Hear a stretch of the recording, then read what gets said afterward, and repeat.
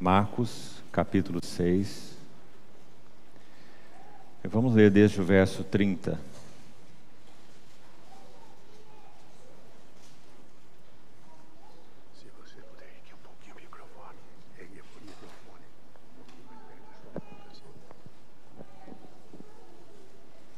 Marcos 6, verso 30. Voltaram os apóstolos à presença de Jesus e lhe relataram tudo quanto haviam feito e ensinado. E ele lhes disse: vinde repousar um pouco à parte num lugar deserto, porque eles não tinham tempo nem para comer, visto serem numerosos os que iam e vinham. Então foram sós no barco para um lugar solitário. Muitos, porém, os viram partir e, reconhecendo-os, correram para lá, a pé, de todas as cidades, e chegaram antes deles. Ao desembarcar, viu Jesus uma grande multidão e compadeceu-se deles, porque eram como ovelhas que não têm pastor. E passou a ensinar-lhes muitas coisas. Em declinando a tarde, vieram os discípulos a Jesus e lhe disseram: é deserto este lugar, e já avançada a hora. Despede-os para que, passando pelos campos ao redor e pelas aldeias, comprem para si o que comer.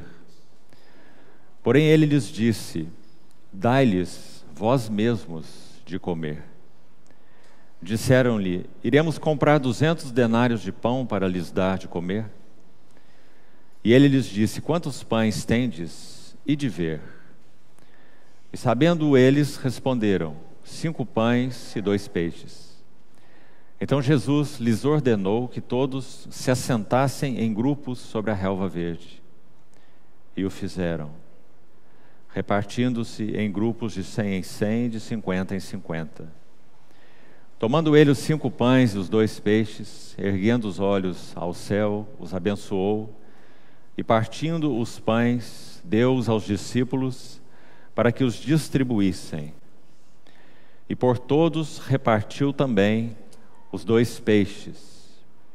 Todos comeram e se fartaram. E ainda recolheram 12 cestos cheios de pedaços de pão e de peixe. Os que comeram dos pães eram 5.000 homens. E logo a seguir, compeliu Jesus os seus discípulos a embarcar e passar adiante para o outro lado, a Betsaida, enquanto ele despedia a multidão. E tendo-os despedido, subiu ao monte para orar. Ao cair da tarde, estava o barco no meio do mar, e ele sozinho em terra. E vendo-os em dificuldade a remar, porque o vento lhes era contrário, por volta da 4ª vigília da noite, veio ter com eles, andando por sobre o mar, e queria tomar-lhes a dianteira. Eles, porém, vendo-o andar sobre o mar, pensaram tratar-se de um fantasma e gritaram, pois todos ficaram aterrados à vista dele. Mas logo lhes falou e disse: tende bom ânimo, sou eu, não temais. E subiu para o barco para estar com eles, e o vento cessou.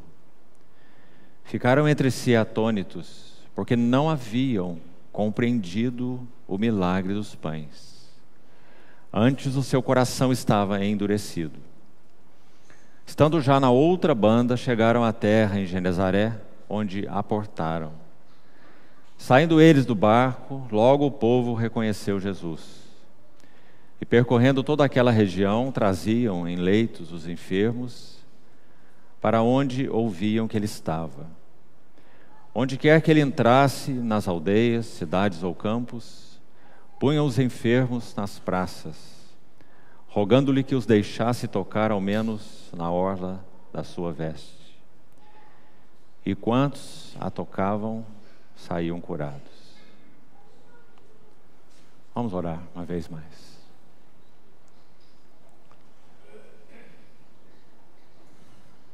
Senhor, te somos tão agradecidos. Querido Pai Celestial, te louvamos de todo o nosso coração, porque nos deste a preciosa comunhão de teu Filho Jesus Cristo. Apresentamos a Ti a Tua palavra aberta e lida nessa manhã. Esperamos completamente na habilitação do Senhor para recebermos, falarmos e ouvirmos a Tua palavra. Ajuda-nos, Senhor, ilumina os olhos do nosso entendimento. Queremos ser ensinados por Ti mesmo. Tu és nosso mestre, pastor e rei. Confiamos-nos a Ti e esperamos toda a provisão de Tua parte. Em nome do Senhor Jesus oramos. Amém. Queridos irmãos, como foi dito, vamos concluir hoje então o encargo que temos compartilhado desde a sexta-feira. A carga que o Senhor trouxe ao meu coração, respondendo ao convite dos irmãos para esse fim de semana de comunhão, está relacionado ao progresso da vida cristã. Então, no primeiro dia, nós vimos 4 notas principais a respeito da necessidade do deserto no progresso da vida cristã. Dissemos que poderíamos dar um subtítulo a esse tema maior, o progresso da vida cristã. Nós temos focado até aqui o lugar do deserto no progresso da vida cristã. Então, no primeiro dia, nós colocamos aquelas 4 notas sobre a necessidade do deserto para que nós avancemos à plenitude de Cristo.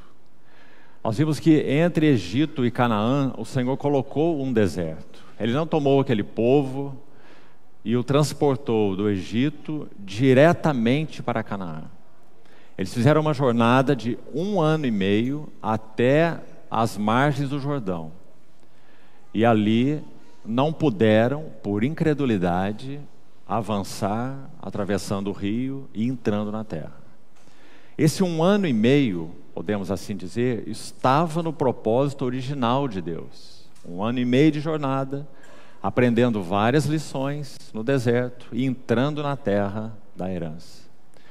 Mas por causa da incredulidade, Hebreus capítulo 3 vai explicar com toda a clareza, incredulidade e desobediência, eles tiveram aquela derrota ali em Ormá, quando tentaram então forçar o caminho, depois que o Senhor havia dito que agora eles não mais entrariam, por causa da incredulidade. Buscaram forçar o caminho e foram derrotados em Ormá. E tiveram que fazer uma peregrinação de 38 anos. Para a primeira fase, nós podemos usar a palavra peregrinos. Assim como o Novo Testamento também a enfatiza, traduzindo a jornada para o sentido espiritual. Nós somos estrangeiros e peregrinos.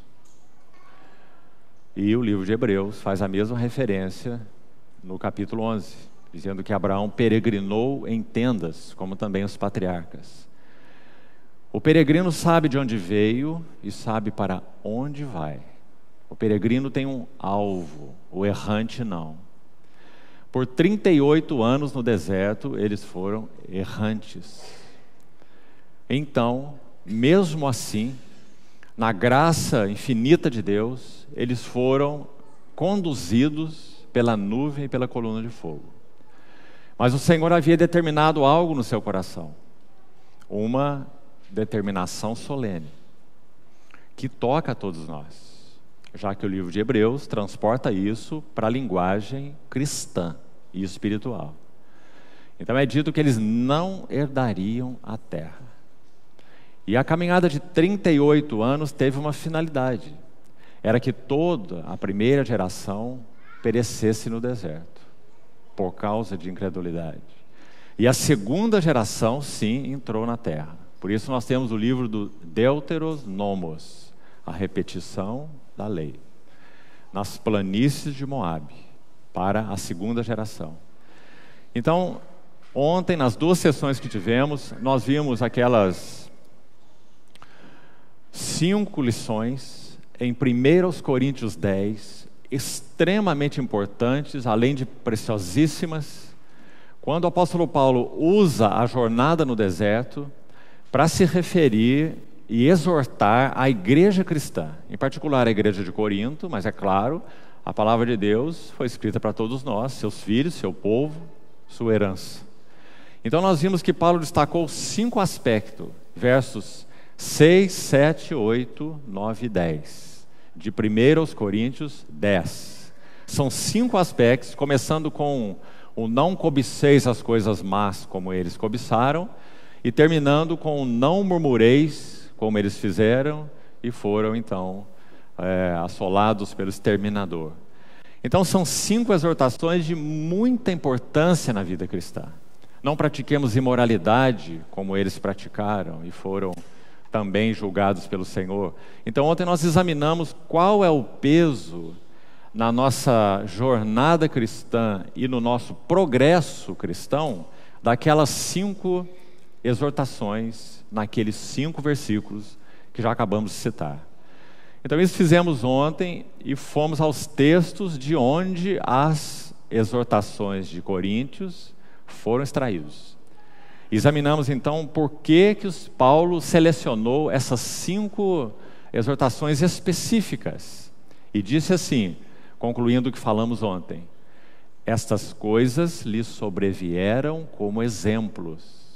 Não se esqueça isso. E foram escritas para advertência nossa. Então, graças ao Senhor. Nós não temos um livro de historinha no Velho Testamento. Os princípios de Deus estão lá, embutidos e retratados nas vidas, personagens, tipologia e etc. do Velho Testamento, de uma maneira tão rica e proveitosa. Também o texto de Romanos 15 diz basicamente a mesma coisa, dizendo que tudo que outrora foi escrito para o nosso ensino foi escrito, para que pela consolação e paciência das Escrituras tenhamos esperança. Então isso já fizemos até aqui. Hoje os irmãos perceberam que nós lemos uma longa cena, Marcos 6, versos 30 até o final do capítulo, verso 56. Agora, observe essas cenas com atenção. São 3 cenas muito nítidas. Elas são separadas entre si, mas ao mesmo tempo elas compõem um mesmo quadro. Então, por favor, olhe de novo para a sua Bíblia e observe. Dos versos 30 ao verso 44, nós temos a narrativa de Marcos a respeito da multiplicação dos pães. Temos uma mesma narrativa em Mateus 14, em Lucas 9 e em João 6. Todos os evangelistas registram a multiplicação dos pães. O texto mais explícito sobre o significado espiritual desse sinal, como João o chama, não apenas de milagre, mas de sinal, é a terminologia de João, porque João diz que tudo, ele enfatiza no seu evangelho, que tudo que o nosso Senhor Jesus operou em termos de milagres, não eram apenas milagres para demonstrar o significado do reino de Deus. Essa é a finalidade principal dos milagres. O Senhor está dando um testemunho do reino dos céus, por isso ele operou milagres. Mas para João há um particular. João chama os milagres de sinais, porque cada milagre que João relata no seu evangelho tem uma finalidade específica. Digamos que ele seleciona aqueles milagres. Então, quando o Senhor multiplica os pães, ele vai dizer: eu sou o pão da vida. Antes de curar o cego de nascença em João 9, o Senhor vai dizer: eu sou a luz do mundo. Quando ele ressuscita Lázaro, mais um sinal, ele vai dizer: eu sou a ressurreição e a vida. Então, cada milagre no Evangelho de João é um sinal que aponta para algo que o Senhor é. Por isso são chamados de sinais. Boda de Caná da Galileia, transformando a água em vinho, em João capítulo 15, eu sou a videira verdadeira. Qual é a finalidade de uma videira? Transformar água em vinho. Então, esse maravilhoso Evangelho foi composto dessa maneira. Então, irmãos, quando nós lemos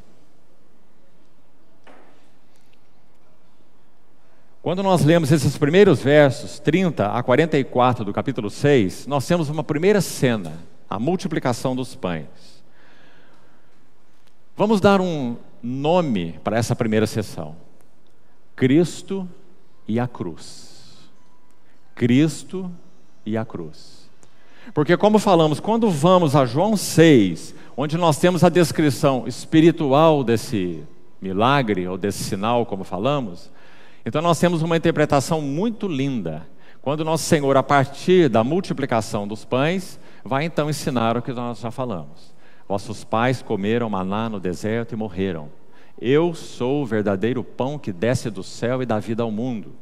Quem de mim se alimenta, por mim viverá. Quem comer a minha carne e beber o meu sangue, permanece em mim e eu nele. Quantas lições maravilhosas a respeito do significado de Cristo e da cruz. Cristo, o pão do céu. E comer a minha carne, beber o meu sangue, quem de mim se alimenta, por mim viverá, o significado mais essencial da cruz. Ele foi à cruz por causa da redenção, número 1, e número 2, porque sem derramamento de sangue não há remissão de pecados, sangue, e número 2, água. Sangue e água, como saíram ali do seu lado rasgado. A água fala do Senhor repartindo conosco sua própria vida. Então ele não foi à cruz apenas para a remissão dos pecados. Ele foi à cruz para repartir conosco a sua vida santa, aquilo que ele é. Então aí está o primeiro sinal que nós não vamos destacar hoje, nesse encargo para esse tempo que temos tido. Cristo e a sua cruz. Agora, a segunda sessão é nosso encargo. Então veja aí, por favor, de novo, versículo 45 até o versículo 52. Nós vamos daqui a pouco voltar nesse texto, versículo por versículo, examinarmos então algo que entendo o Senhor deseja falar conosco nessa manhã. Mas já vamos dar um nome para essa cena: a igreja e o intercessor. A primeira cena, Cristo e a cruz. A segunda cena, a igreja e o intercessor. Então nós vamos vendo os discípulos aqui passando ou representando a igreja, é claro, os discípulos do Senhor, e nosso Senhor sozinho no monte a orar. A igreja e o intercessor. Quando nós chegamos aos versos 53 a 56, veja aí, esses últimos versos, também a linguagem dentro desse contexto maior parece muito significativa. Eles aportam na outra margem, em Genezaré, está aí no verso 53, e o que o Senhor faz? Trazem a ele em leitos, enfermos, verso 55, onde ouviam que ele estava, e então verso 56, o Senhor curando a todos, até mesmo aqueles que tocavam na orla de sua veste. Então vamos dar um nome também para essa sessão, e vamos chamá-la de o reino por vir e o descanso. Então coloque as três cenas juntas e veja o quadro, o que nós estamos tendo aí. Os três temas, escute bem, mais importantes de todo o Novo Testamento: Cristo e a cruz, Cristo e a cruz, a igreja na segunda sessão, e vamos complementar com essa quarta, o reino. Os temas mais importantes do Novo Testamento. Cristo, cruz e igreja, esses três em particular, você pode colocar todos os versículos do Novo Testamento debaixo desses três temas, dessas três colunas. Tudo que o Novo Testamento tem para nos ensinar se resume aí. Cristo, sua pessoa gloriosa. A cruz, sua obra gloriosa. E a igreja, seu corpo glorioso. Esses são os temas do Novo Testamento. E podemos complementar, como falamos, com o reino por vir. A manifestação da glória do nosso Senhor Jesus. Pedro usa a expressão na revelação da sua glória, né? Então isso tem a ver com o reino por vir. Paulo diz aos Colossenses, quando ele se manifestar, né? Todas essas expressões se referem à segunda vinda do Senhor, o reino por vir, o glorioso reino do glorioso Rei. Então, a primeira sessão tocando Cristo e a cruz, a segunda sessão tocando a igreja e o intercessor, e a terceira sessão tocando o reino por vir e o descanso. Graças ao Senhor. Agora vamos examinar os elementos da segunda cena. É aí que nós vamos nos deter. Então vamos lá. Verso 45. Vamos agora vagarosamente. E vamos ver o que essa cena tem para nos ensinar com relação ao progresso da vida cristã.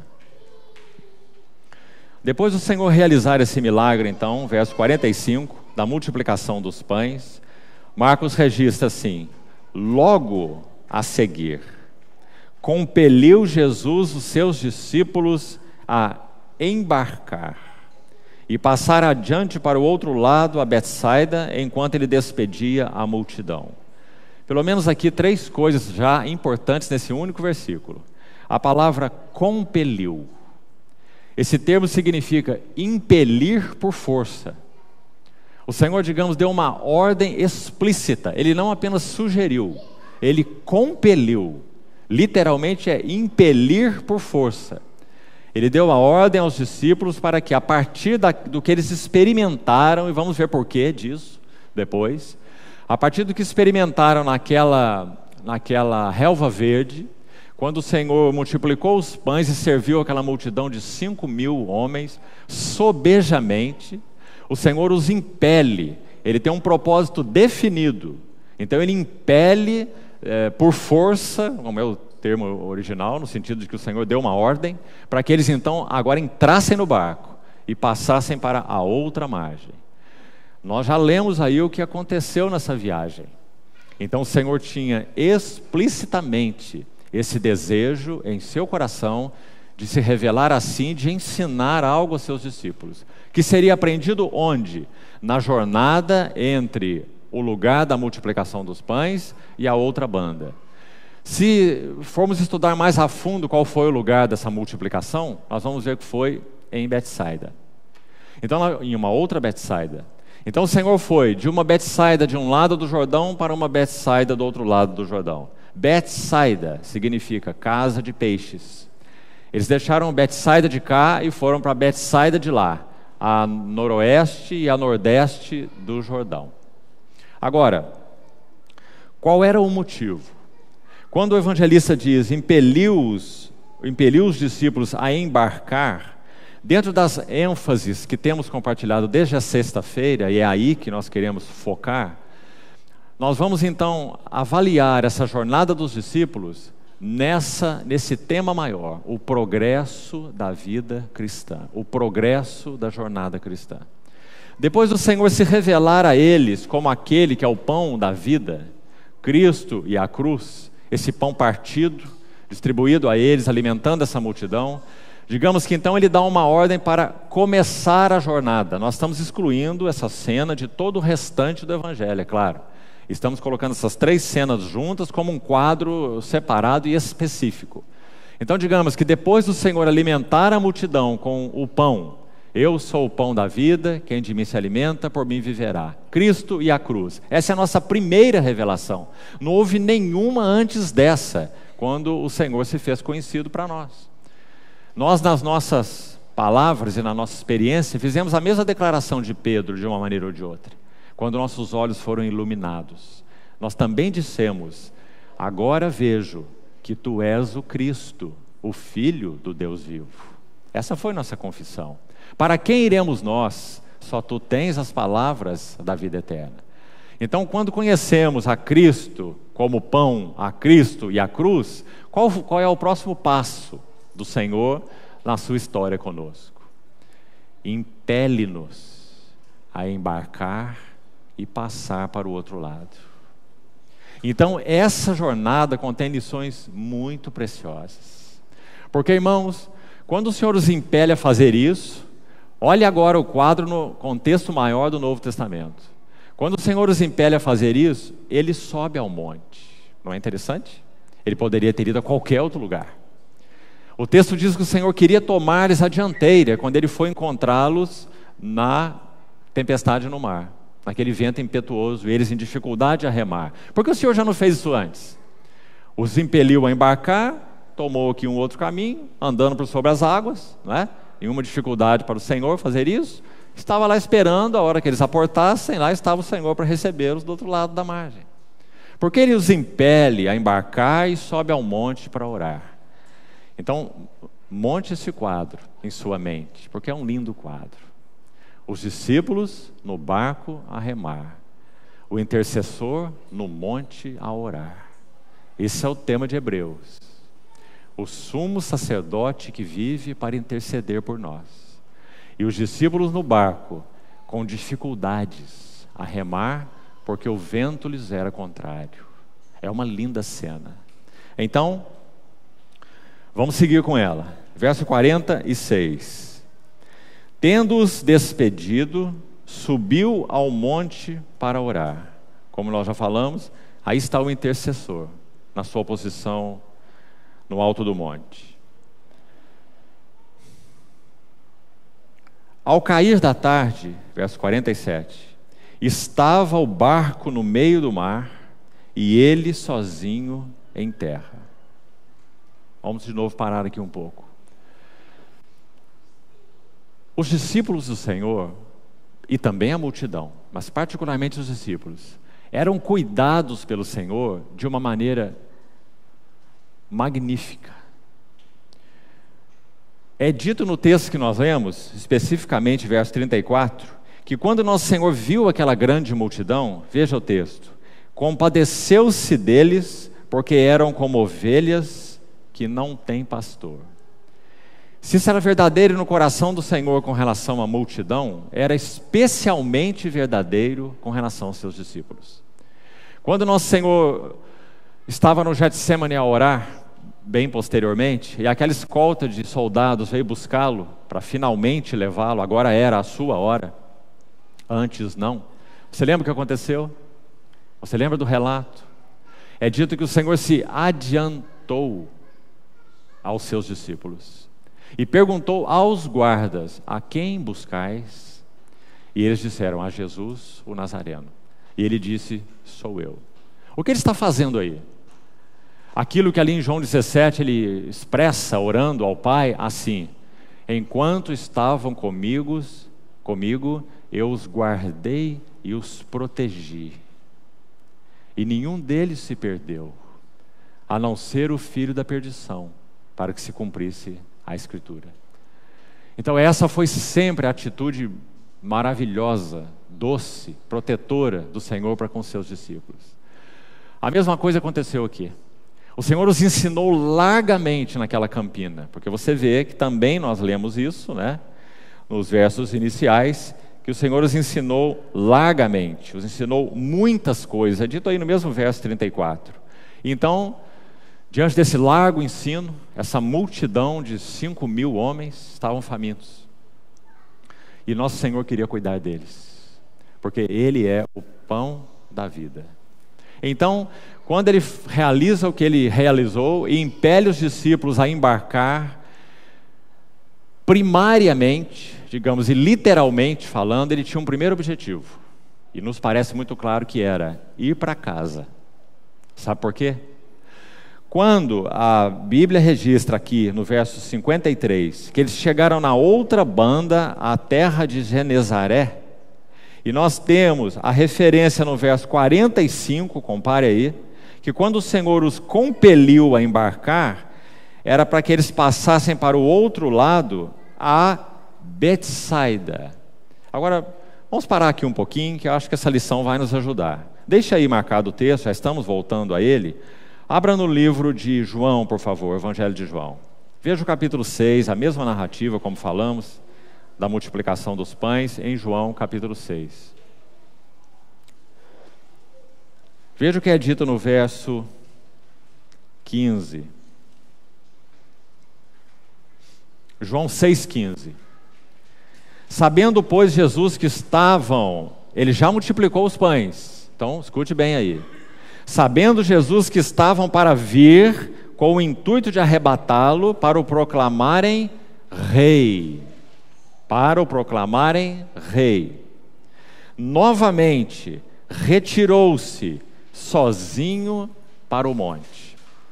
Então você vê por que nós temos 4 narrativas da multiplicação dos pães? que não é nosso encargo nessa manhã examiná-lo, nós estamos lá com a segunda sessão e não com essa primeira, porque cada uma delas irá agregar algo mais de revelação a respeito dessa preciosa cena. Então aqui diz que quando o Senhor fez isso, vamos usar a nossa linguagem, a multidão ficou simplesmente assombrada. Como pode de 5 pães e 2 peixes alimentar 5.000 homens e sobejar 12 cestos cheios? Então esse definitivamente é o Messias. Então o que nós temos que fazer com ele? Nós vamos arrebatá-lo e vamos proclamá-lo o nosso rei. Muito interessante, não é? Mas não foi para isso que ele veio. Se o grão de trigo caindo na terra não morrer, fica ele só, mas se morrer, produz muito fruto. Eu sou o pão da vida. Então, ao invés do Senhor ceder à multidão que o iria proclamar rei, o que ele faz? Muito interessante. Ele deixa, digamos assim, a posição, entre aspas, de rei e assume a posição de sacerdote. Ele sobe ao monte para orar, enquanto impeliu seus discípulos para embarcar. Agora, como falamos, por que ele os mandou embarcar? Porque tanto Jesus, que nesse momento estava no monte orando, quanto os discípulos que embarcaram, tinham o objetivo de ir para casa. Aí você pode dizer, mas ir para casa, Jesus teve casa? Não, ele não teve casa. Ele teve casa de Pedro. Segundo o Evangelho de Marcos, Cafarnaum, onde era a casa de Pedro, literalmente no Evangelho de Marcos, já que é Pedro quem está por trás do Evangelho de Marcos, podemos chamá-lo de Evangelho de Pedro, na pena de Marcos. Quando em Marcos 2 registra que Jesus estava descansando em casa, aquela casa é nitidamente descrita como sendo a casa de Pedro. Então a casa de Pedro em Cafarnaum se fez a casa do nosso Senhor em Cafarnaum. Agora, nós lemos em Marcos, apenas para que você tenha o quadro todo, que o Senhor os impeliu a embarcar e ir para Betsaida e não para Cafarnaum. Agora, leia o verso seguintes aí de João 6, preste atenção. João 6,15, nós já lemos, veja o verso 16. Ao descambar o dia, os seus discípulos desceram para o mar. A mesma cena de Marcos 6. E tomando um barco, aqui João nos diz, foi Marcos que disse, que eles tomaram esse barco porque o Senhor os impeliu, os compeliu a embarcar. Eles passaram para o outro lado, veja, rumo a Cafarnaum. E agora? Nós vamos dizer que a Bíblia está errada? Que as duas narrativas estão conflitantes? Betsaida e Cafarnaum eram cidades extremamente próximas uma da outra. Então a região era identificada, eram as duas maiores cidades naquela pequena região. Então a região era identificada assim. Rumo de Betsaida, rumo de Cafarnaum. É basicamente a mesma coisa. As cidades são vizinhas.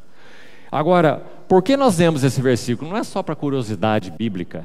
É porque a casa de Pedro era em Cafarnaum. Então depois de um dia extenuante, tantos ensinos, fome, multiplicação dos pães, multidão cansada, os seus discípulos também distribuíram pães para 5.000 homens. Então o Senhor, como se dissesse, vamos para casa. E o Senhor sobe no monte e manda os seus discípulos para atravessar o mar e ir para Cafarnaum, descansar em casa. Então nós temos, vamos voltar lá, essa linda cena que nós vamos seguir vendo alguns detalhes. Marcos capítulo 6. Voltemos então ao texto. Verso 47. Marcos 6, 47. Ao cair da tarde, estava o barco no meio do mar, e ele sozinho em terra. Aqui nós temos as 3 frases, dentro da ênfase que estamos dando, tão bonitas, amados irmãos. Primeiro, ao cair da tarde. Se transportarmos aqui para a nossa história como discípulos do Senhor e para a linguagem espiritual, vai alta a noite. Os discípulos começaram a remar no cair da tarde.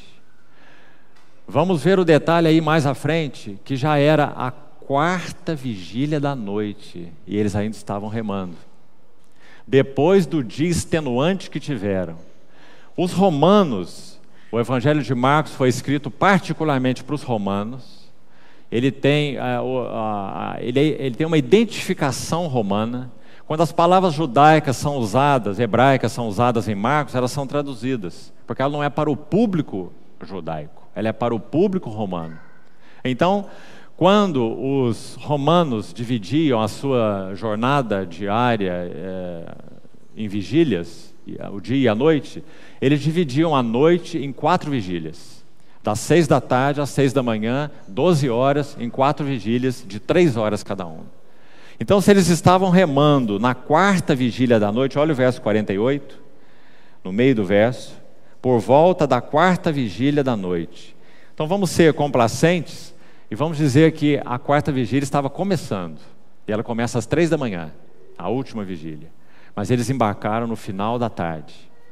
Então, de novo, no mínimo, eles estavam remando em torno de 8 horas para atravessar uns pouquíssimos quilômetros.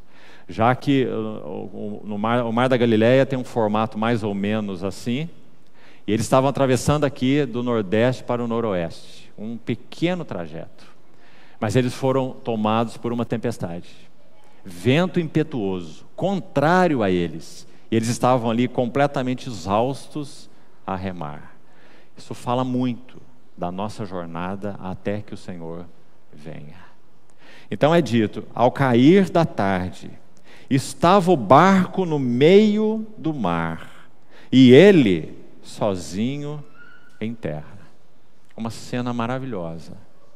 Verso 48. E vendo-os em dificuldade a remar, porque o vento lhes era contrário. Essa não é a nossa experiência, amados irmãos? Será que na nossa jornada cristã o vento tem sido a favor? O que o livro de Hebreus nos ensina se nós baixarmos as velas? Aquela expressão de Hebreus 10 que diz assim: o justo viverá da fé, e se retroceder, você se lembra dessa palavra? Nele não se compraz a minha alma. Examine aquela palavra na língua original, retroceder, para entender o que o autor quer nos ajudar a entender. Se retroceder, nele não se compraz minha alma. Retroceder significa baixar as velas. Quando nós deixamos de remar e o vento é contrário, nós voltamos ao ponto de origem. É muito mais fácil. Na jornada cristã, na carreira cristã, o mais fácil é deixar de remar. E voltamos ao ponto de origem. Porque todos os ventos são contrários. O único lugar onde temos ventos a favor é numa genuína comunhão do corpo de Cristo. Porque se pensarmos na cristandade em geral, infelizmente, nós temos que aplicar a mesma metáfora. O vento é contrário. Contrário. Ouvimos coisas contrárias à palavra de Deus. Ouvimos apresentações inadequadas de Cristo e da sua obra. Não temos ouvido nada sobre a vinda do nosso Senhor. Isso não interessa para os cristãos em geral, porque eles pregam doutrinas estranhas, de prosperidades e de bênçãos, paz e reino, e tudo agora, aqui e já, e nada mais, não é? Então o vento é contrário dentro da cristandade também. Nós só temos vento a favor numa genuína, pura comunhão no corpo de Cristo, com aqueles que amam o Senhor e que conhecem o significado da jornada cristã.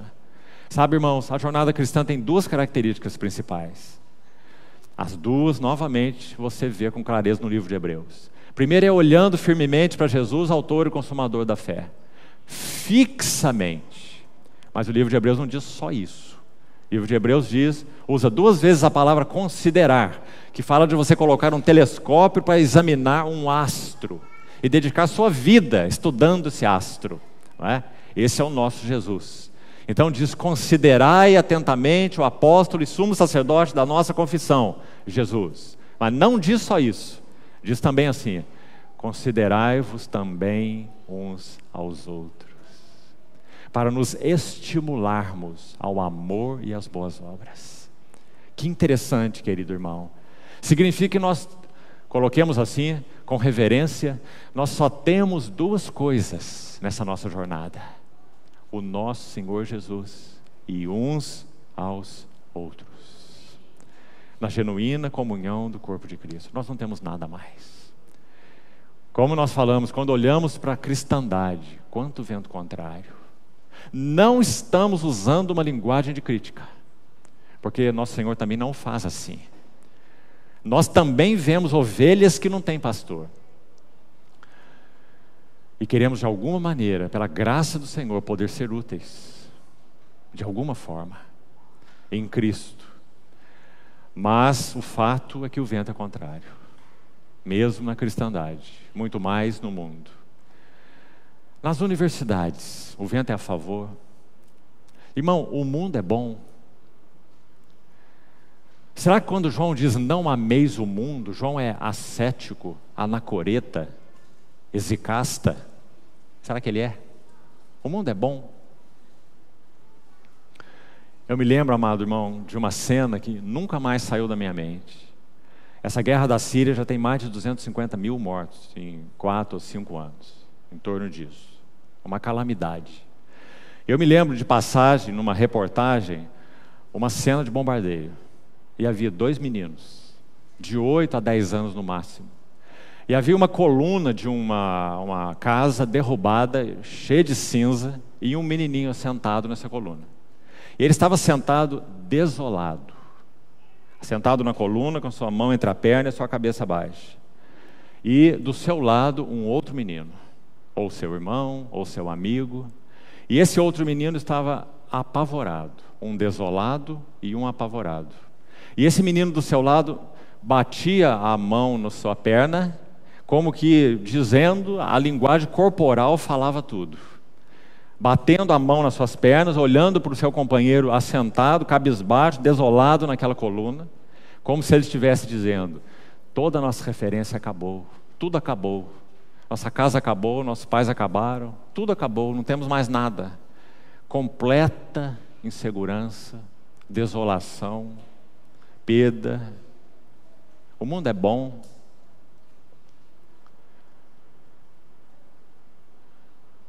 Mês passado, nós lemos nos jornais que a Escócia, um berço de pregadores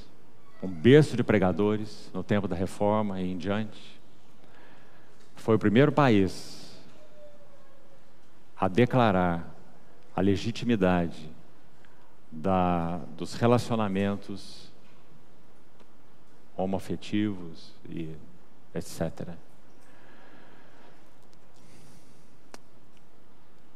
Há um partido político na Dinamarca, se não me engano na Dinamarca, que está buscando licitar o incesto, o relacionamento sexual entre pais e filhos. O mundo é bom. Será que João exagerou quando disse: não ameis o mundo? Amados irmãos, quando o nosso Senhor Jesus ressuscitado ascende do Monte das Oliveiras, é dito que uma nuvem cobre o Senhor dos olhos dos discípulos. A partir daquela cena, o coração de João se tornou o coração de uma viúva. Ele não tem mais o seu tesouro, o seu Senhor. Agora ele olha para o mundo, e é isso que ele tem a dizer: não ameis o mundo. Quando ele descreve a Babilônia, que fala dessa união político-religiosa, dos últimos dias em particular, porque os últimos dias levará isso ao clímax. Não que nunca tenha havido, sempre houve, mas os últimos dias concretizarão o clímax dessa união político-religiosa. João chama de a Grande Babilônia. Ele diz assim a respeito dela em Apocalipse 18: ela diz consigo mesma: estou sentada como rainha. Viúva eu não sou, e pranto eu nunca hei de ver. Por que a Grande Babilônia diz isso? Digamos, ela só está falando a verdade mesmo. Ela está sentada como rainha, porque é isso que ela entende, né? Há uma pregação aí entre, infelizmente, pessoas chamadas cristãs, que diz assim: Deus não nos fez por cauda, nos fez por cabeça. Então precisamos assumir posições sociais e políticas, porque a igreja foi designada por Deus para ser cabeça e não cauda. Uma interpretação completamente equivocada. Nosso Senhor Jesus disse: bem-aventurados os que choram, eles serão consolados. Mas a Babilônia diz: pranto eu nunca hei de ver. E também diz: viúva eu não sou. Claro que ela não é viúva. Ela realizou muitos casamentos com muitos amantes, políticos, governadores. E viúva eu não sou. Pranto nunca eu hei de ver. E eu estou assentada como uma rainha. Mas o que a igreja diz? Viúva eu sou. Pranto eu conheço. Mas bem-aventurados que choram, eles serão consolados. Na revelação da sua glória, nós nos alegraremos exultando, diz Pedro. Ainda que por breve tempo, se necessário, sejamos contristados por várias provações, para que o valor da nossa fé, mais precioso que o ouro depurado, redunde em louvor, glória e honra na revelação de Jesus Cristo. Não agora. Agora sim, tomamos a cruz. Agora sim, somos seguidores do Cordeiro por onde quer que Ele vá. Mas do Cordeiro rejeitado. Não é do Cordeiro popular. O Cordeiro que foi morto por esse mundo maligno. Não rogo pelo mundo, rogo pelos que me deste do mundo, porque são teus. O Senhor nem mesmo é intercessor para o mundo. Ele é salvador para o mundo, de todo aquele que crê. Mas não é intercessor para o mundo. Ele apenas intercede pela igreja. Porque Ele é um intercessor dos que creem. Não é um intercessor dos que não creem. Então, amados irmãos, que lindo quadro nós temos aqui. O barco no meio do mar aflito. Os discípulos extenuados. E o Senhor no monte a orar. Porque o Senhor tinha uma posição tão, digamos, descansada nessa situação. Ele não sabia que seus discípulos estavam lá? Tanto sabia que Ele foi tomar a dianteira deles e encontrá-los. Porque Ele tem essa posição tão tranquila? E eles deveriam ter. Porque Ele lhes deu a sua palavra. E a palavra foi: passemos para a outra margem. E nessa palavra eles deveriam estar seguros. Você está aqui, irmãos, um testemunho que já algumas vezes citei, especialmente para os jovens, para que tenham coragem. O que é navegar sobre a palavra do Senhor? Passemos para outra margem. Essa foi a palavra. Nós tivemos, há quase 30 anos atrás, então eu era bem mais jovem do que sou hoje, e nós tivemos o privilégio de ouvir um pregador, um irmão chinês, inclusive cooperou com o irmão Otmani na obra ali na China, dar um testemunho pessoal, depois de muita insistência, e num grupo pequeno de jovens, onde tivemos o privilégio de estar, de participar. Ele era um professor de teologia na China. E quando a Revolução Comunista aconteceu, ele foi aprisionado. Ele primeiro levado para ser julgado, e disseram assim a ele: nós não queremos fazer nenhum mal a você. Você é um teólogo, um professor da Bíblia, então nós queremos que você ensine a palavra, continue com o seu magistério e vai ensiná-la assim. Quando você falar sobre Lucas 15, a parábola do filho pródigo, você vai dizer que o filho pródigo é o proletariado e o novilho cevado é o sistema comunista. Então, aquele servo do Senhor disse: eu não posso ensinar a Bíblia assim.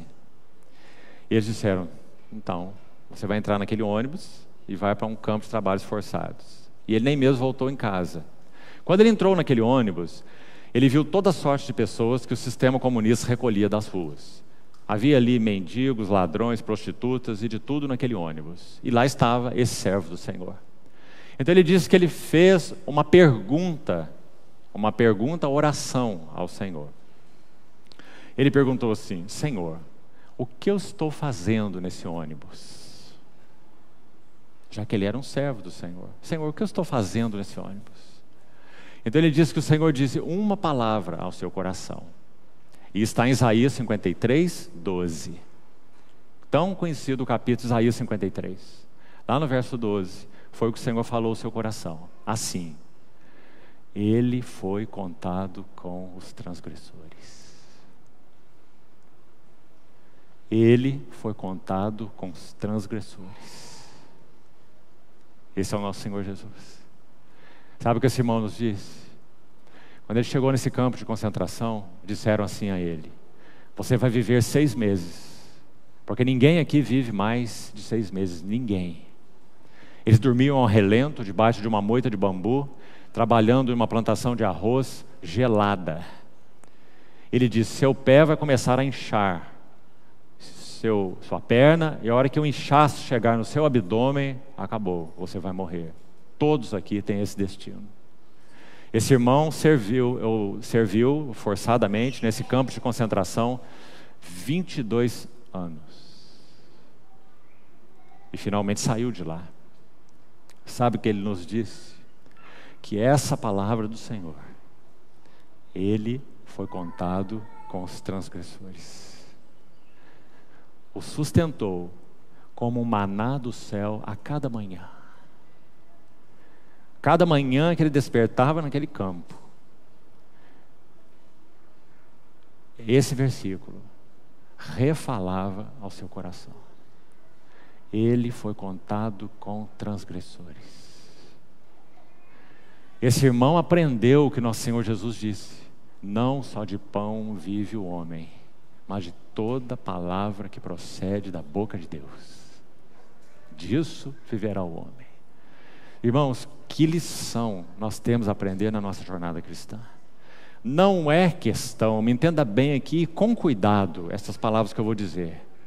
Não é questão simplesmente de estudar a Bíblia. Irmão, estude a Bíblia o máximo que você puder. Se puder estudar 24 horas por dia, estude. Ela é o livro dos livros, a palavra de Deus. Mas não é apenas uma questão de estudar a Bíblia, compreende? Principalmente os jovens, estejam atentos a isso. Não é uma questão de intelectualismo. Não é questão de estudar hebraico, grego e aramaico. Compreende o que eu quero dizer? É uma questão de ter a palavra de Deus plantada no nosso coração. Devoção. Como falamos ontem, essa é a única coisa que nos manterá de pé na vinda do nosso Senhor Jesus. Porque, irmãos, em um teste como esse que o nosso irmão passou, toda teologia cai de joelhos. Compreende o que eu quero dizer? Toda teologia cai de joelhos diante de uma coisa dessa.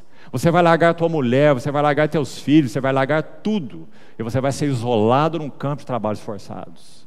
Qual teologia vai resistir a isso? Compreende o que eu quero dizer?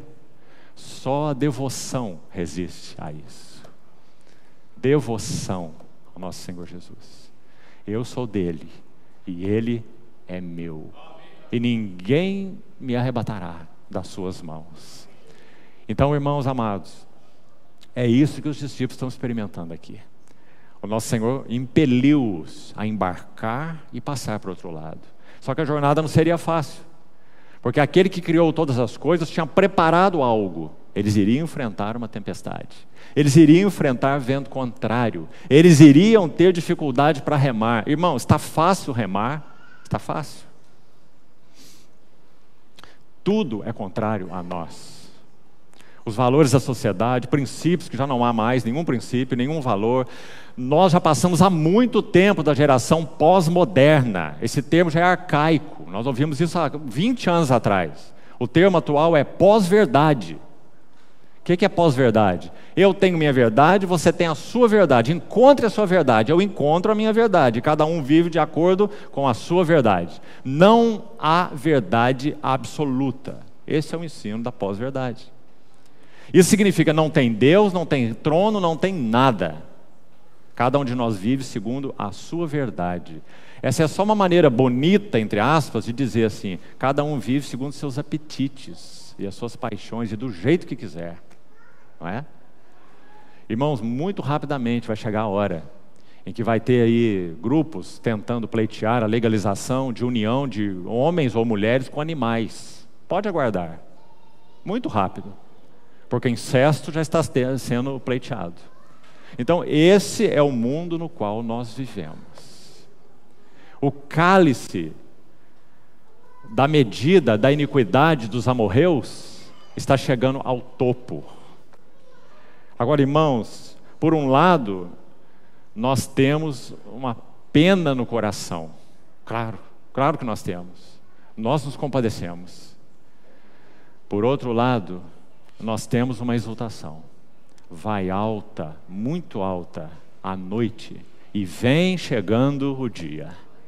Deixemos as obras das trevas e revistamos as armas da luz. Nosso Senhor está às portas. Nada mais resta para que nós possamos ver o Senhor face a face, respeitando a sua posição teológica. Não quero entrar nesse detalhe, mas se você acha que nós temos que ver o anticristo primeiro, para depois ver Cristo, você está enganado, porque não há nada na Bíblia que ensine a respeito disso. Você pode ter a sua posição, mas essa não é necessariamente a posição bíblica, é a sua posição. O que nós entendemos é que tudo o que necessitaria ser cumprido para que o nosso Senhor retornasse, já foi cumprido. Terceiro templo, anticristo, tribulação, é só uma posição teológica. Se você concorda com isso, amém, fique com ela, mas não fique dogmatizando para os outros, que isso é assim.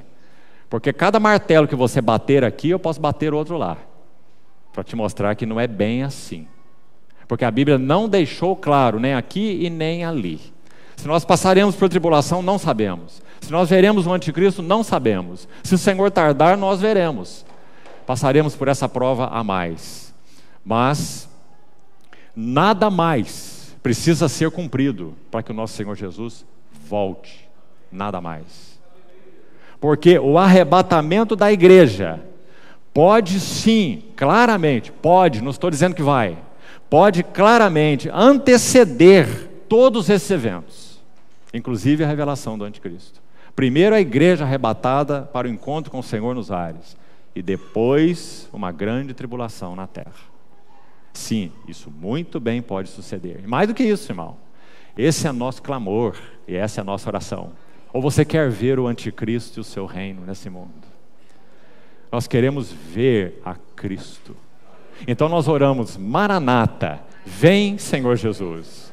Então, irmãos, me parece, quero ser delicado aqui, gentil aqui, me parece estranho alguém ter no seu coração uma oração, Maranata, mas ele tem uma convicção que antes do seu Cristo ele vai ver o anticristo. Então parece um Maranata bastante limitado. Mas quando nós oramos Maranata, nós estamos dizendo, vem Senhor Jesus, porque nada mais resta acontecer para que o Senhor venha. Então nós temos um Maranata pulsante no nosso coração, graças ao Senhor. Então, aí estão os discípulos, verso 48, vamos lá de novo. Em dificuldade a remar. Me permito aqui mais uma nota sobre isso. Também em outras ocasiões já partilhei com os irmãos. Você se lembra de Daniel 7,25? Você quer abrir aí? Daniel 7,25? Olha o que diz lá. E veja o quanto isso nos ajuda. Esse maravilhoso livro de Daniel. Tem tanto a ver com a nossa hora e a nossa história. O livro de Daniel foi escrito metade em hebraico, metade em aramaico. Porque o povo estava no cativeiro da Babilônia, esqueceu o hebraico e aprendeu a linguagem persa, o aramaico. Então aqui no capítulo 7, verso 25, tem uma palavra aramaica. E é a palavra magoará. Queria que você notasse aí. Daniel 7, 25. Profetizará, e esse cidadão descrito aqui é o anticristo. E olha o que é dito no verso 25. Daniel 7, 25. Proferirá palavras contra o Altíssimo e magoará. Está vendo essa palavra? Na sua tradução pode ser talvez uma outra, né? Na revista atualizada é magoará. Os santos do Altíssimo. A palavra magoará no aramaico tem um sentido mental. de afligir e esgotar mentalmente. Não é impressionante? Nós não estamos ainda no período do reino do anticristo, mas nós estamos na era, sem dúvida nenhuma, na era final e no clímax do espírito do anticristo. Todos os santos que têm seguido o Senhor fielmente têm percebido, sentido, experimentado o peso dessa palavra na sua própria história. Aflição mental, desgaste mental, incapacidade de orar por muito tempo, falta de desejo pela palavra de Deus, vida devocional secreta cada vez mais curta, pressa, correria, ansiedade, preocupação, não é? Afligirá, magoará os santos do Altíssimo.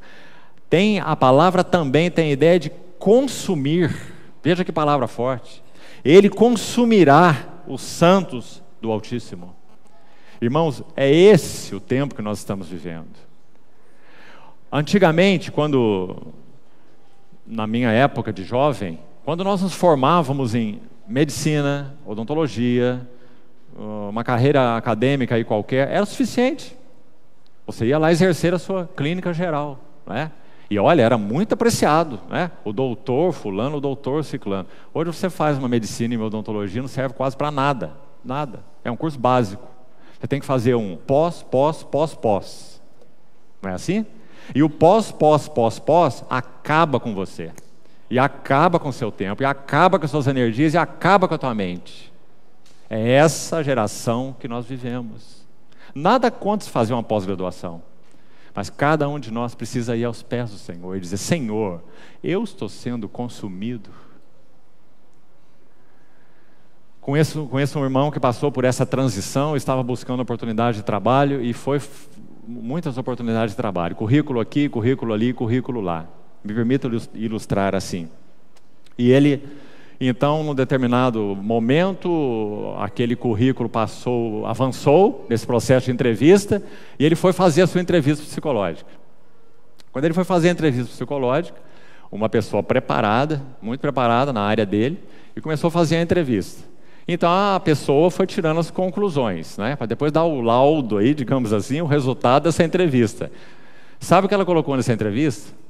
Que percebia que essa pessoa era muito capacitada, mas que ela não tinha aquela gana por vestir a camisa, digamos assim, e trabalhar naquela empresa. Isso veio lá no laudo. Sabe por que veio assim? Porque esse irmão compreendeu o que significa consagrar seu coração, energias ao Senhor. Então ele não foi aprovado, porque eles não queriam uma pessoa assim dividida, queriam uma pessoa inteira, que vestisse a camisa da empresa, não é? E fosse um executivo da empresa. É isso que tem sido requerido de nós. Agora, será que temos que nos conformar a isso ou podemos perguntar para o Senhor: onde está o Senhor? Senhor, é isso que o Senhor tem para mim? Ou eu posso esperar? O Senhor vai me abrir uma outra porta, um outro caminho. Eu não quero entregar meu coração a essas coisas. Eu não quero consumir o meu tempo dessa forma. Eu quero trabalhar e subsistir. Meu filho não tem que estudar na escola A. Ele pode estudar na escola B, não tem problema. Ele não tem que ser um astronauta, ele pode ser um mecânico, numa boa oficina. Não tem problema. Qual é o problema? Então, amados irmãos, parecem coisas simples, mas elas têm torturado as nossas mentes. Há pais que se racham de trabalhar para pagar uma escola de R$2.000 de mensalidade para o filho, que eles não podem pagar, mas eles têm que pagar, porque tem que estudar naquela escola. Não é assim? Consumirá os santos do Altíssimo. Daniel 7:25. Vamos seguir então com o livro de Marcos e vamos concluindo. Marcos capítulo 6, verso 48. Vendo-os em dificuldade a remar, porque o vento lhes era contrário. Ah, que frase significativa é essa, irmãos? por volta da 4ª vigília da noite. Ou seja, do cair da tarde à 4ª vigília, pelo menos 8 horas nós temos. Depois de um dia desse que eles tiveram. Mas eles participaram primeiro daquela cena onde o Senhor multiplicou os pães, alimentou aquela multidão. Mas ele então os impeliu a embarcar, como dizendo: comecem a jornada, comecem a jornada. Eu lhes dei a minha palavra. E subiu ao monte para orar. Hebreus 7:25 diz assim: Ele vive para interceder por eles. Por isso, Ele pode salvar totalmente os que por Ele se chegam a Deus. Hebreus 7:25. Porque Ele vive sempre para interceder por eles. É aí que nós estamos vendo o nosso Senhor, no monte a orar. Agora, vamos seguir, para concluirmos. Preste atenção. Veio ter com eles, andando por sobre o mar, e queria tomar-lhes a dianteira. Muito interessante essa expressão, queria tomar-lhes a dianteira. Estude aí você essa expressão. Sabe o que me parece?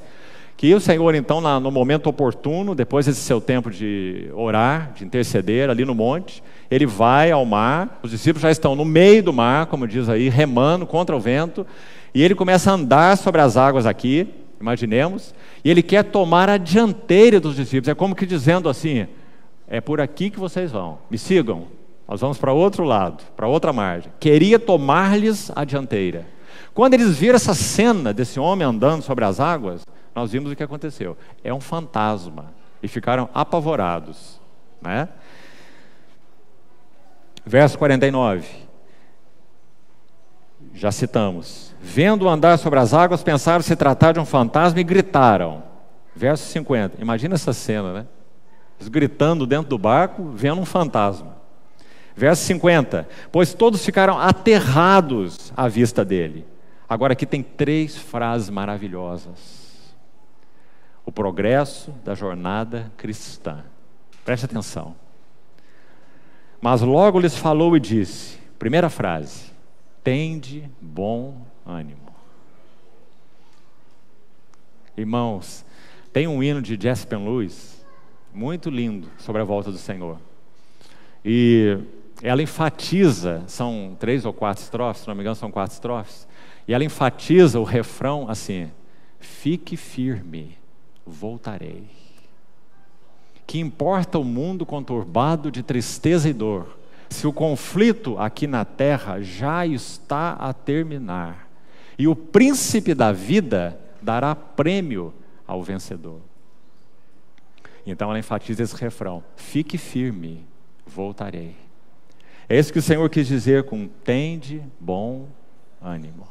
Ele está dizendo: não esmoreça, não retroceda, não baixe as velas, na linguagem de Hebreus. Tende bom ânimo. Segunda frase, essa é maravilhosa, porque esse aí é o famoso ego eimi. Sabe o que isso significa? Eu sou. Eu sou. Aqui na nossa versão foi colocado ao contrário, né? Sou eu. Mas vamos apreciar melhor se nós invertermos, porque foi o que o Senhor falou. O que Ele disse para eles naquela hora tumultuada, difícil, extenuante: eu sou. Eu sou o pão da vida, eu sou a ressurreição e a vida, eu sou o caminho, a verdade e a vida, eu sou a porta das ovelhas. Isso é o que Ele é. E é isso que nós precisamos experimentar no vento contrário e na dificuldade a remar. Eu sou significa que Ele é tudo o que nós carecemos na difícil jornada. Não, ou tem de bom ânimo, eu sou. Que lindo, irmãos. E a última frase: não temais. Essa é maravilhosa também. Quantas vezes na Bíblia ela aparece, não é? Em Mateus 10, o Senhor disse assim, falando para os discípulos, que eles iam passar aflições também, agora em outro contexto. Seriam levados diante de autoridades, eles vos indagarão, vos inquirirão, vos julgarão, e Ele vai dizer: não temais. Não se vendem 4 pardais, 2 pardais por 1 asse e 5 pardais por 2 asses. Você já fez essa conta? Tem um pardal de graça aí. Porque o pardal desde aquele tempo não valia nada. 2 pardais por 1 asse, 5 pardais por 2 asses. Tem um de brinde. Então o Senhor disse isso porque Ele vai dizer assim: muito mais valeis do que os pardais. Até os cabelos de vossa cabeça estão contados. Em Lucas agora Ele diz assim: quando vos levarem diante das autoridades e vos julgarem e arguírem, não vos preocupeis. O Espírito Santo vos dirá naquele momento, não é antes não tem preparação para isso assim, antes não, a preparação é devoção. E o Espírito Santo vos dirá naquele momento o que deveis dizer. Graças ao Senhor. Então, tem de bom ânimo, sou eu, não temais. Então, verso 51. E subiu para o barco.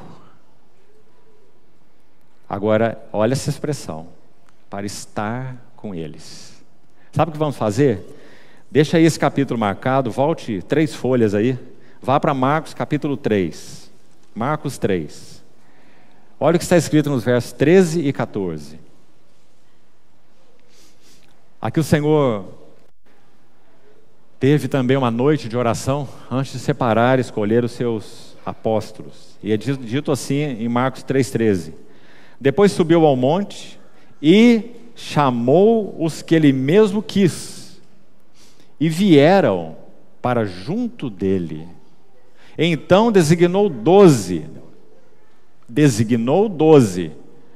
Olha a ordem do versículo, como é preciosa. Primeiro, designou 12 para quê?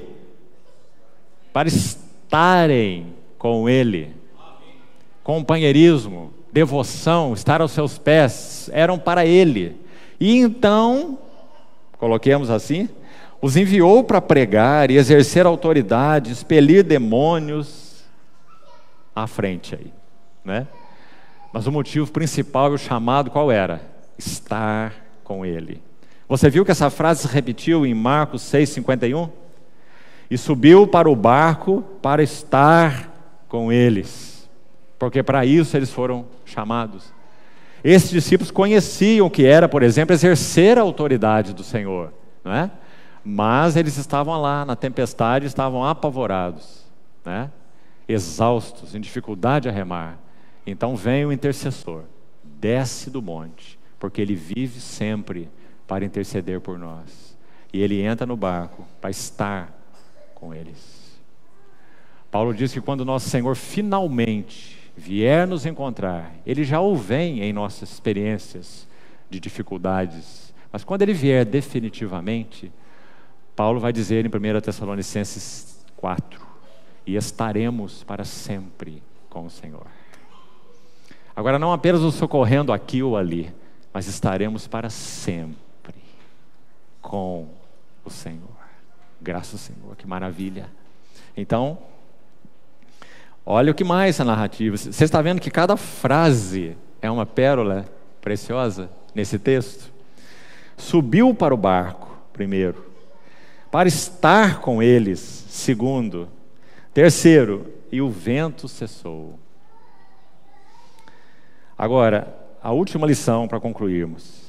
Ficaram entre si atônitos, e agora tem algo muito curioso no verso 52. Digamos, parece que não tem nada a ver, se você não prestar atenção. Olha aí. Por que eles ficaram atônitos? Porque não haviam compreendido o milagre dos pães. Mas o que tem a ver uma coisa com a outra? Né? Ficaram atônitos, porque não compreenderam o que aconteceu lá, então eles tiveram medo aqui. Ficaram perplexos e atônitos aqui. Mas qual é essa relação? E aí diz: antes o seu coração estava endurecido. Então eu queria sugerir algo para a sua meditação. Primeiro, o milagre da multiplicação dos pães foi o único milagre, único mesmo, em que os discípulos participaram. Todos os outros o Senhor fez e eles assistiram. Mas o milagre da multiplicação dos pães, o Senhor pediu os pães, 5 pães e 2 peixes, orou, deu graças, não é? E ele deu aos discípulos. Ele poderia dar para a multidão, não é? Deixa o cesto aberto aqui e vai servindo a multidão. Mas ele deu para os discípulos servirem a multidão. Essa foi a única vez. O que o Senhor está ensinando? Que eles eram seus companheiros e cooperadores. Eles eram seus companheiros e os seus cooperadores. Cooperadores do Senhor. E então, eles não compreenderam a questão do milagre dos pães. O que o Senhor quis ensinar com isso? Se Ele deu essa palavra aos seus companheiros, passemos para outra margem, é para lá que eles iriam. Eles eram os seus companheiros e cooperadores, e eles estavam seguros nele, por serem dele, por serem os seus companheiros. Mas não compreenderam o milagre dos pães.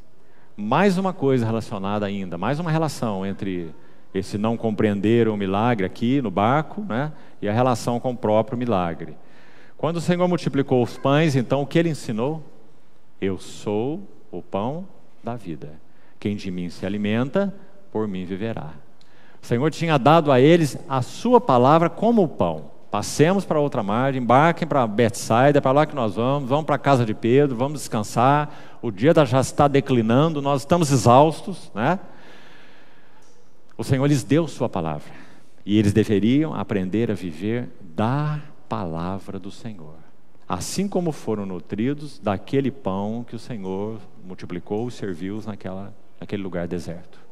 Então, 2 analogias aí, 2 referências. Primeiro, eles foram feitos companheiros do Senhor. No milagre da multiplicação, eles distribuíram o pão, eram os seus companheiros, estavam seguros, porque eram os seus companheiros. E segundo, eles deveriam aprender a viver da palavra de Deus, do pão. E então, como nós já falamos, os versos últimos aí, finais, falam do reino por vir e do descanso. O Senhor aportou, chegou ao lugar designado, então trouxeram a Ele aquelas multidões. Então nós temos Cristo e a cruz, a igreja e o seu intercessor, e o reino por vir e esse descanso final. Quando nós estaremos então experimentando junto com o Senhor todas as belezas do que irá significar o seu reino vindouro, com Ele em glória. Então, amados irmãos, essas 3 cenas não foram colocadas juntas por acaso. Elas estão totalmente relacionadas. Tanto é que você vê a segunda cena apontando para a primeira. Estavam atônitos porque não compreenderam a multiplicação dos pães. A primeira cena. Então, nos fornece encorajamento, alento, nessa jornada contra o vento e nas dificuldades a remar. Que o Senhor guarde no coração nosso, particularmente, aquelas 3 frases. Tende bom ânimo. Não arrefeça, não baixe as velas, não retroceda. Reme contra o vento. Tende bom ânimo. Segundo, aquela segunda frase tão rica. Eu sou. O que você carece espiritualmente? Eu sou. Eu sou. E a terceira, não temas. Quando Inácio de Antioquia foi levado à arena pública para ser comido por feras, no seu martírio, o ancião de Antioquia, Inácio, foi então dada a ele a oportunidade da sua última palavra. Imaginem também essa cena, um ancião levado para ser comido por animais, num espetáculo público de lançar cristãos às feras. Então foi dito a Inácio: o que você tem a dizer? Ele então levantou seus olhos aos céus e disse assim: Senhor, te dou graças, porque não me considero digno de dar o meu testemunho do meu amor por ti diante de tantas pessoas ao mesmo tempo.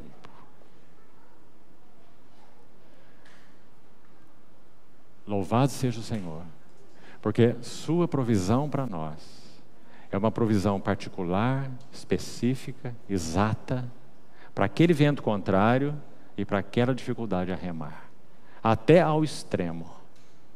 Eis que eu estarei convosco todos os dias, até a consumação dos séculos. Então que o Senhor, amados irmãos, encontre caminho para seguir falando no nosso coração sobre esse assunto do progresso da vida cristã. Há muitos cristãos, graças ao Senhor por isso. Mas quantos de nós, amados irmãos, temos progredido na jornada cristã? E como já falei, não é no sentido de conhecimento bíblico, é progredido na jornada cristã. Conhecendo o Senhor, amando o Senhor.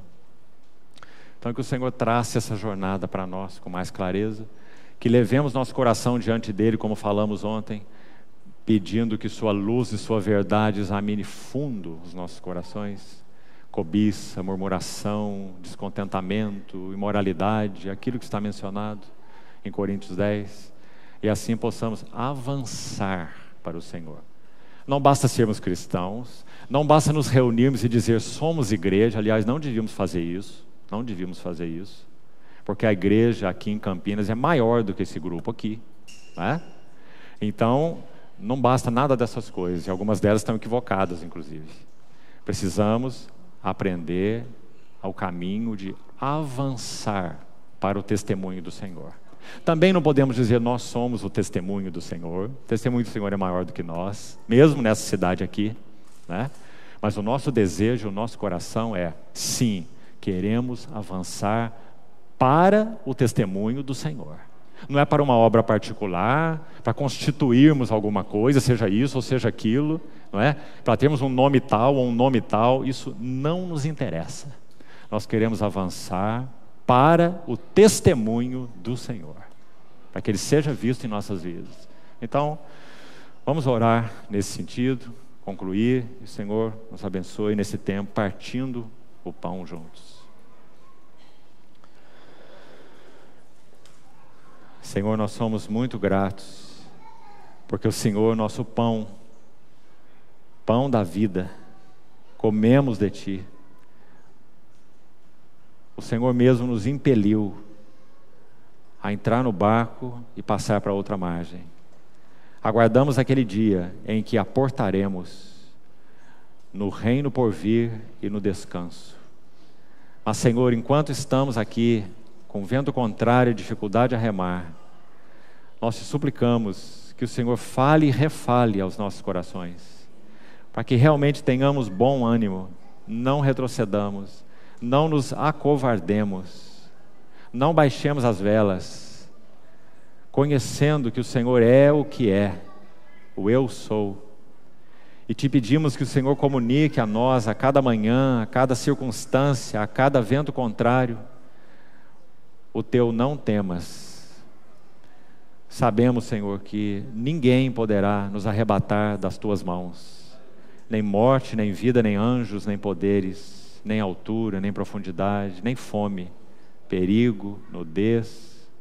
Muito obrigado, Senhor, por tão preciosa aliança, por sermos teus de uma maneira irreversível, perene, segura.